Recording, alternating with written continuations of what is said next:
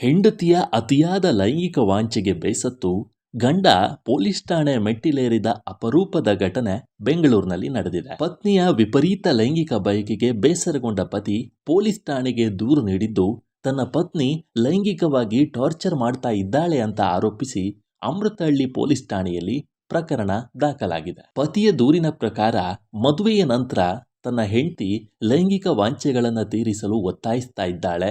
ಇದಕ್ಕೆ ಒಪ್ಪದಿದ್ರೆ ಕಿರುಕುಳ ನೀಡ್ತಾ ಇದ್ದಾಳೆ.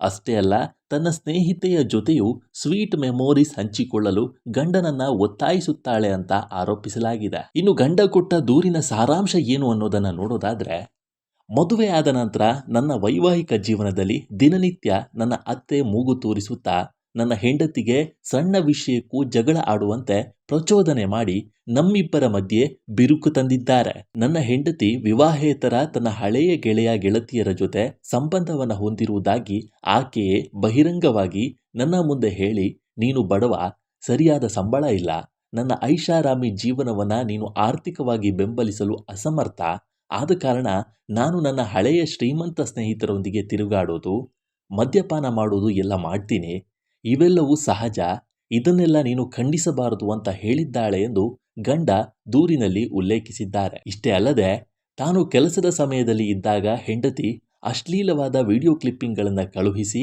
ಕರೆ ಮಾಡಿ, ಇದನ್ನು ಯಾರೂ ನಿನ್ನ ಬಳಿ ಇಲ್ಲದ ಸಮಯದಲ್ಲಿ ನೋಡಿ ಇದೇ ರೀತಿ ನನಗೆ ನೀನು ಮಾಡಬೇಕು ಅಂತ ಹೇಳ್ತಾ ಇದ್ದಾಳೆ, ನನ್ನ ಮೈಯನ್ನ ಕಚ್ಚುತ್ತಿದ್ದಾಳೆ ಮತ್ತು ಅವಳ ಸ್ನೇಹಿತೆ ಜೊತೆ ನಾವೆಲ್ಲರೂ ಸ್ವೀಟ್ ಮೆಮೊರೀಸ್ ಹಂಚಿಕೊಳ್ಳಬೇಕು ಎಂಬ ವಿಕೃತ ಮನೋಭಾವನೆ ನನ್ನೊಂದಿಗೆ ಹಂಚಿಕೊಳ್ಳಿದ್ದಾಳೆ ಎಂದು ಗಂಡ ದೂರಿನಲ್ಲಿ ಉಲ್ಲೇಖಿಸಿದ್ದಾರೆ. ಜೊತೆಗೆ ದೂರುದಾರ ಪತ್ನಿಯನ್ನು ನಂಬಿ ತನ್ನ ತಾಯಿಯ ಲಕ್ಷಾಂತರ ಬೆಲೆ ಬಾಳುವ ಚಿನ್ನಾಭರಣಗಳನ್ನು ಕೂಡ ಆಕೆಗೆ ನೀಡಿದ್ದು, ಇದನ್ನು ಈಗ ವಾಪಸ್ ನೀಡದೆ ಅತ್ತೆ ಮತ್ತು ಪತ್ನಿ ಕಿರುಕುಳ ನೀಡಿದ್ದಾರೆ ಅಂತ ದೂರಿನಲ್ಲಿ ಆರೋಪ ಮಾಡಲಾಗಿದೆ.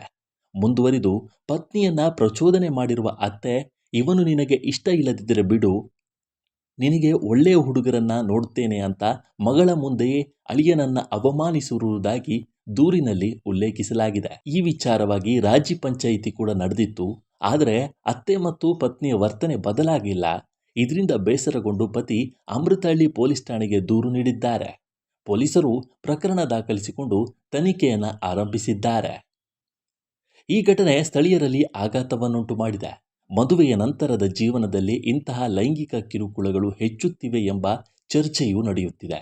ಪತ್ನಿಯ ವಿರುದ್ಧ ಏನು ಕ್ರಮ ತೆಗೆದುಕೊಳ್ಳಲಾಗುತ್ತದೆ ಅನ್ನೋದನ್ನು ಪೊಲೀಸ್ ತನಿಖೆಯ ನಂತರ ತಿಳಿಯಲಿದೆ.